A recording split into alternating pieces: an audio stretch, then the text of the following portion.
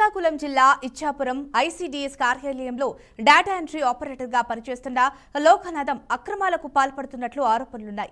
18 ఏళ్లుగా ఇచ్చాపురం నియోజకవర్గాన్ని తన అడ్డాగా మార్చుకొని అంగన్వాడీ కేంద్రాలకు అందించే పౌష్టికాహార సరఫరాలో భారీ అవకతవకలకు పాల్పడినట్లు తెలుస్తోంది.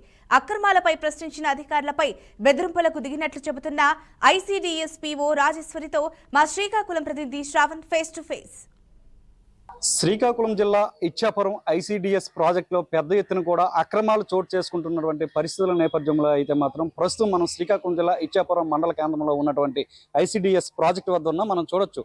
అయితే ప్రధానంగా అయితే మాత్రం ఈ ఐసీడీఎస్ ప్రాజెక్టులో అయితే మాత్రం దాదాపుగా కూడా 260 కేంద్రాలు అంగన్వాడీ కేంద్రాలు కూడా నిర్వహణ కొనసాగుతుంది. అయితే ఈ నిర్వహణలో పెద్ద ఎత్తున కూడా లోపాలు జరుగుతున్నటువంటి పరిస్థితి ఉంది. ప్రధానంగా ఈ 260 కేంద్రాలకు కూడా పెద్ద ఎత్తున కూడా సివిల్ సప్లై అంటే పిల్లలకు సంబంధించినటువంటి ఏవైతే న్యూట్రిషన్ కిట్లు కానీ లేకపోతే బాలామృతం కానీ పాలు కానీ గుడ్లు కానీ సప్లై చేస్తున్నటువంటి లోకనాథం అనే కాంట్రాక్ట్ అయితే మాత్రం ప్రస్తుతం ఇదే కార్యాలయంలో అయితే మాత్రం డిఈఓగా కూడా పనిచేస్తున్నటువంటి పరిస్థితి ఉంది. అయితే ఈ డిఈఓ పదవిని అడ్డు పెట్టుకుని పెద్ద ఎత్తున కూడా తను అక్రమాలకి అడ్డగా కూడా ఈ ఇచ్చాపురం ఐసీడీఎస్ ప్రాజెక్ట్ ని ఒక కేంద్రంగా కూడా చేసుకున్నటువంటి పరిస్థితుల నేపథ్యంలో అయితే మాత్రం తాజాగా ఈ ఇచ్చాపురం కేంద్రానికి అయితే మాత్రం నూతనంగా పిఓ రాజేశ్వరి గారు కూడా రావడం జరిగింది. రాజేశ్వరి గారు వచ్చిన అనంతరం అయితే మాత్రం అక్కడ జరుగుతున్నటువంటి ఒక్కొక్క అక్రమాలపైన కూడా ప్రత్యేకించి దృష్టి పెట్టి ప్రతి ఒక్క అక్రమాన్ని కూడా బట్టబయలు చేస్తున్నటువంటి పరిస్థితుల నేపథ్యంలో అయితే మాత్రం అవినీతి తిమింగళంలా మారినటువంటి ఆ లోకనాథం చేస్తున్నటువంటి అన్యాయాలు అక్రమాలను అయితే మాత్రం ఆవిడ బట్టబయలు చేయడం జరిగింది. ప్రస్తుతం ఐసీడీఎస్ ప్రాజెక్టు పిఓ రాజేశ్వరి గారు కూడా మనకు అందుబాటులో ఉన్నారు.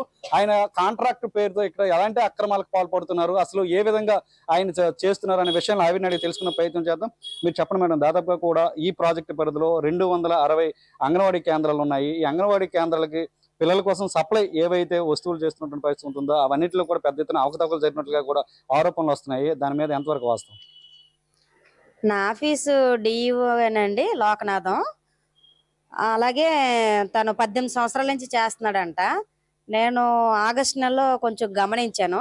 సెప్టెంబర్ నెల నుంచి తను ఏదైనా స్టాక్ డిలే చేసినా ఏం చేసినా కానీ నేను కట్ చేసుకుంటూనే వచ్చాను. ఎందుకంటే కలెక్టర్ గారి ఇన్స్ట్రక్షన్స్ ఏంటంటే పిడి గారి ఇన్స్ట్రక్షన్స్ వాళ్ళు స్టాకు మనకి టైమింగ్స్ ఉన్నాయి. ఆ టైమింగ్స్ లో కానీ వాళ్ళు ఇవ్వకపోతే మీరు డిలే సర్టిఫికేట్ ఇవ్వచ్చు అని చెప్పారు. నేను ఆ మూలంగానే సెప్టెంబర్, అక్టోబర్, నవంబర్ లో కూడా నేను అన్నింట్లోనూ కిడ్స్, బాల సంజీవిని, మిల్క్ అన్నిటికీ కూడా నేను కంప్లైంట్ చేశాను. ప్రతిదీ కూడా నాకు లేట్ గా వస్తుంది. నాకు పోషణ ట్రాకర్ లో టీహెచ్ఆర్ చేయడంలో నేను వెనక్కి ఉండిపోతున్నాను. అందువల్ల నాకు లేట్ అవుతుందని నేను పలుమార్లు ఆ వ్యక్తికి హెచ్చరించాను.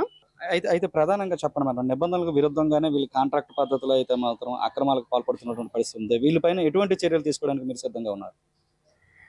చర్యలు అంటే కలెక్టర్ గారే తీసుకోవాలండి. ఎందుకంటే పోస్టింగ్ చైర్మన్ గారు కలెక్టర్ గారేనండి, డిఈఓకి, తర్వాత అంగన్వాడీ కార్యకర్త కూడా. అయితే వీళ్ళు నా ఇచ్చాపురమే కాదండి, మందస, సోంపేట, ఇచ్చాపురం ప్రాజెక్ట్ 3 ప్రాజెక్టులకి కూడా అన్నింటికి వీళ్ళే కాంట్రాక్టర్స్. అంటే కాంట్రాక్ట్ ముసుగులో పెద్ద ఎత్తున కూడా ఈయన అక్రమాలు చేస్తున్నట్లుగా కూడా ఒక నిర్ధారణకు వచ్చినటువంటి పరిస్థితుల నేపథ్యంలో మీరు ఏమైనా సరే మీ పిఓగా మీకుండే రైట్స్ పరంగా అయితే మాత్రం ఏమైనా నోటీసులు ఏమైనా ఇవ్వడం జరిగింది? ఇచ్చానండి, నేను మెమో ఇచ్చానండి.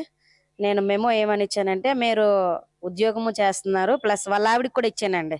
మీరు ఇలా తీసుకొస్తున్నారు కదా, మేము రెగ్యులర్ ఎంప్లాయీస్ మేము ఇబ్బంది పడతాము, మీరు ఇలాగ తీసుకురాకూడదని చెప్పేసి నేను ఆ వ్యక్తికి మెమో ఇచ్చాను. ఆ వ్యక్తి నాకు సమాధానం కూడా రాసి ఇచ్చాడు. ఏమనంటే, నేను కాంట్రాక్టర్గా నేను చేసుకోవచ్చు, నేను 18 సంవత్సరాలుగా చేస్తున్నాను, ఇప్పుడు మీరు వచ్చి నేను చెయ్యకూడదు అని మీరు రూల్ పెడితే పద్ధతిగా ఉండదు, నేను ఏం చేయాలి అదే చేస్తాను, నేను డైరెక్టరేట్కి వెళ్ళైనా కానీ నా బిల్లులు నేను ఎలా తెచ్చుకోవాలో నాకు తెలుసు, మీరేం నాకు చేయాల్సిన అవసరం లేదని నన్ను బెదిరించాడు. ఒకటి వరకు కూడా ఎవరైతే ఇప్పుడు సప్లైర్ లోకనాథం ఉన్నాడో ఆ లోకనాథం చేస్తున్నటువంటి అక్రమాలని బీఆర్కే నుంచి ఒక్కొక్కటి కూడా బట్టబయలు చేయడం జరుగుతుంది. అయితే ఈ నేపథ్యంలో మీరు ఎప్పుడైనా సరే ఆ స్టాక్ పాయింట్ ఏదైతే ఉందో ఆ స్టాక్ పాయింట్ ని ఎప్పుడైనా సందర్శించారా? అక్కడ ఎలాంటి లోపాలను గుర్తించారు?